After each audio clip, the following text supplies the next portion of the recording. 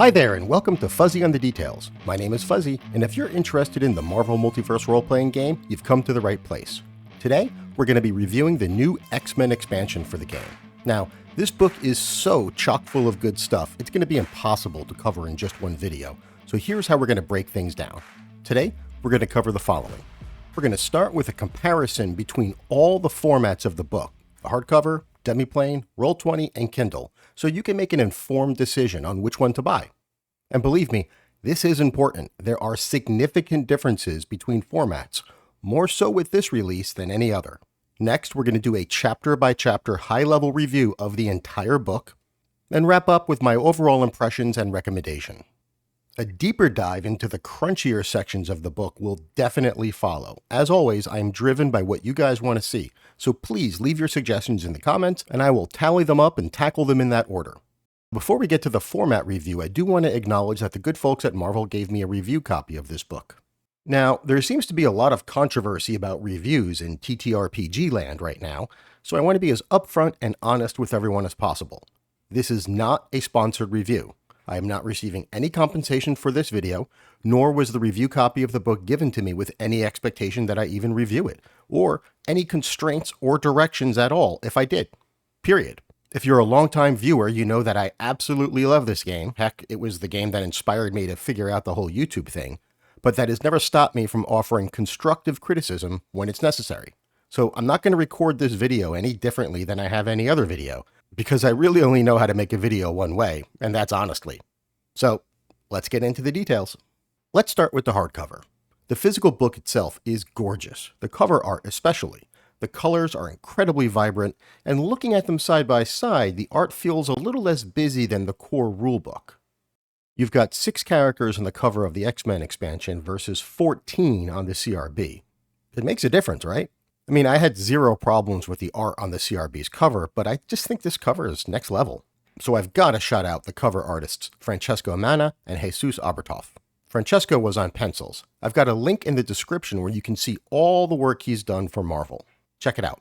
I recently read a 2018 Cloak and Dagger series that Francesco worked on, and this panel in particular stood out to me as just being gorgeous. Bravo, Francesco. And Jesus Abertoff did the colors on the cover. Again, link in the description if you want to see all the titles he's worked on for Marvel. Jesus has worked on a lot of great stuff, but I'm a big Domino fan, so I've got to point out the work he did on her series. Domino can look pretty boring without a gifted colorist. Or worse, she can look like a clown or a mime. But Jesus really did one of my favorite characters justice on this run, so thank you, man.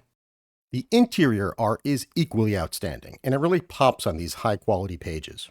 There's a good mix of classic images, like this New Mutants cover image from page 62. Notice it's been recolored from the original to give it a little bit more of an updated feel so it meshes well with the rest of the art. And obviously, all the art aligns with the team or the topic that's being discussed on that page, so Cannonball and friends here are in the New Mutant section, and you've got Old Man Logan and friends here in, you guessed it, the section on Old Man Logan. There may have been a temptation to cut some of these images to squeeze in more text, but I'm glad that they didn't sacrifice art because of a page count crunch.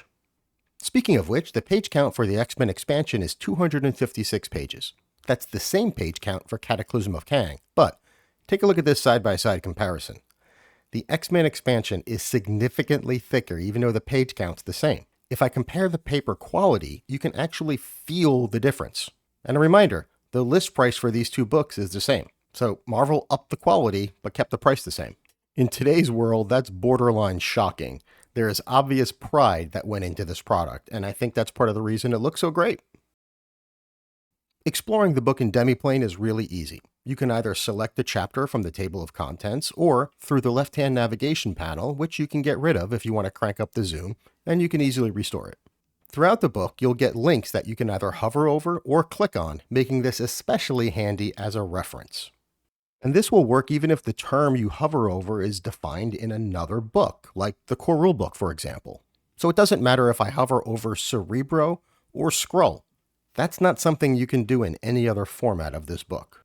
In the physical version of the book, these maps take up a full page. On Demiplane, you have the option of popping them out into a full-size JPEG that appears in a separate window, which is really nice. It makes it easy for me to download these images, modify them, or send them out to my players. Now, when you buy the X-Men expansion on Demiplane, that means you'll have all of the new content available in the character creator. But this is so much more than just being able to build a character with the new powers or weapons or equipment. Take a look at this. When you go into the character builder, you're going to see a brand new button called Optional Rules. When you click on it, you'll see 2 toggles for the new subsystems introduced in the X-Men expansion. There's Getting Schooled, which some of you may know from its first appearance as an experimental rule in the very first Tony's Workshop that came out like 6 months ago. And there's also Mutant Reputation. When you toggle these on, you're going to see a whole new step in character creation appear. It's a really intuitive interface, and if you guys haven't used these rules yet, it will absolutely change the way the game feels. We're going to dig into the details of this optional ranking method in a future video, but I can say this much. I provided feedback to Marvel, as many others did back in February, and whatever feedback I shared with them, and I know other people were talking about, all of that's been incorporated into the game now. So I know for sure that Marvel absolutely listened to their players on this system. Mutant Reputation is a way to modify ego checks to influence people based on the reputation of mutant kind in your world. You can set it right here in your biography. Now, to my knowledge, this doesn't do anything mechanically, but it would be nice if when a mutant character rolled a non-combat ego check, it asked if you were making a check to influence someone, and then automatically applied the correct edges or troubles. Maybe we'll see that in a future update. Okay, now on to Roll20. Unfortunately, most of the X-Men expansion is not available on Roll20 as of the time of this recording, August 11th, 2024. And it's not expected to be released until sometime in September. No exact ETA. That's a pretty big drawback. Here's the full list of what you get as of the recording of this video if you purchase the book on Roll20, and what you have to wait until September for. Essentially, you get all of the art elements and none of the rules. No actual text of the book. That's astounding. Customers of Roll20 that pre-ordered this book expecting it to be released on August 6th got an email on July 29th, just about 1 week prior, saying that it would be delayed to ensure the best possible experience.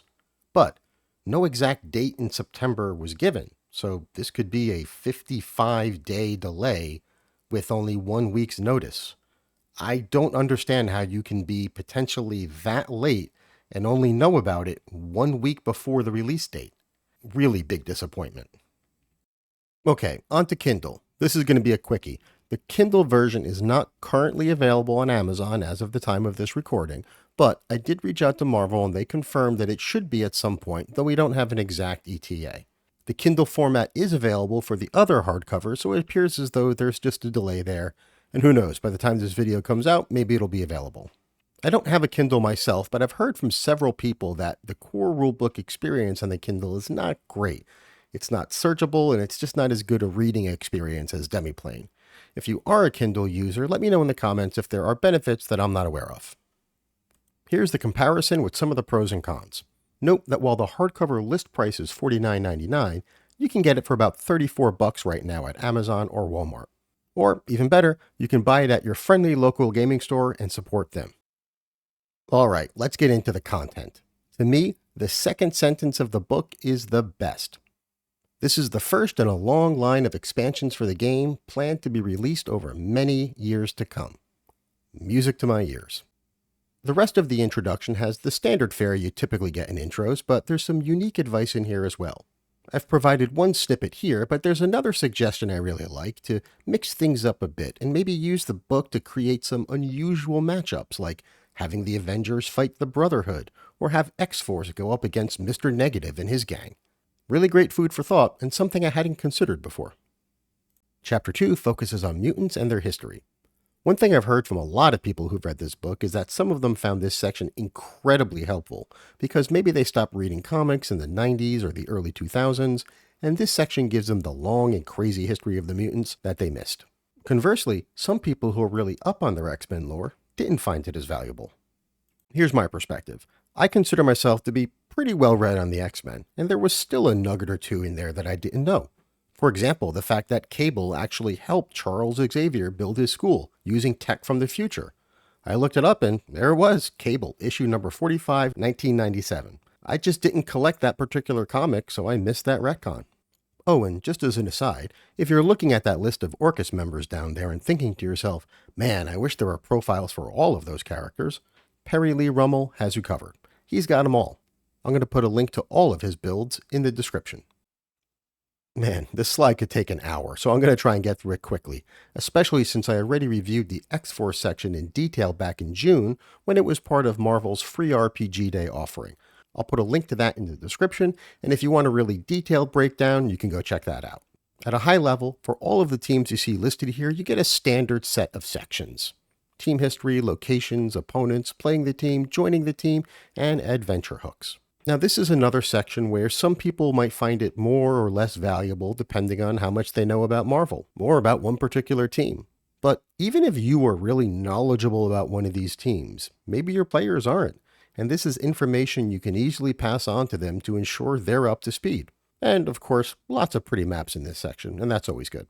These two sections are similar to the team section in that there's no crunch, but plenty of great descriptions of worlds that you can play in. Not mentioned in the table of contents here is that each of these subsections also has multiple adventure hooks as well. Again, I definitely learned a bunch reading these sections, as, for example, I haven't read my old X-Men 2099 comics in a long time, and I've definitely forgotten most of what made that world pretty cool. Now it's got me thinking how great it would be to run a campaign set in that world. Damn it, Matt Forbeck, I already have too many ideas for games. Please be less inspiring next book. Okay, this is easily the densest slide I've ever put in a video. There is so much cool stuff in here, and I will absolutely be diving deep into a lot of these entries in future videos. But to summarize, this section doesn't just have a lot of really cool mutant-related things, it helps fill in some of the gaps we've had in the game since the core rulebook. That's why I've included the vehicle rules here. They have definitely clarified a lot of things, expanded the rules, given us 5 common vehicle types. It's great. And with all of that, I feel I am much better prepared to have some guardrails in place when I homebrew my own vehicles. And I'm sure we're going to get more and more vehicles in pretty much every expansion going forward. Seriously excited by this. It shores up one part of the game that I thought was a little weak.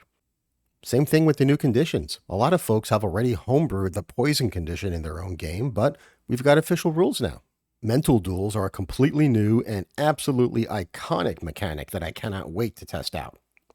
Many of the Origins tags and traits are tied to mutants, but I'll tell you, the magic item reliance is something that will definitely get used by most of the characters in my Blood Hunt game that I'm running, even though none of them are mutants.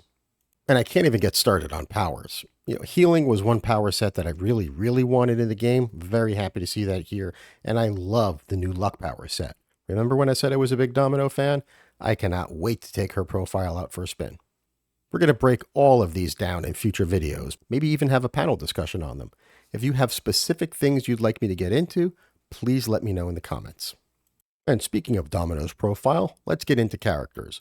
I'm only going to shout out a couple of them that showcase 2 incredibly distinct ways to build characters of the same rank.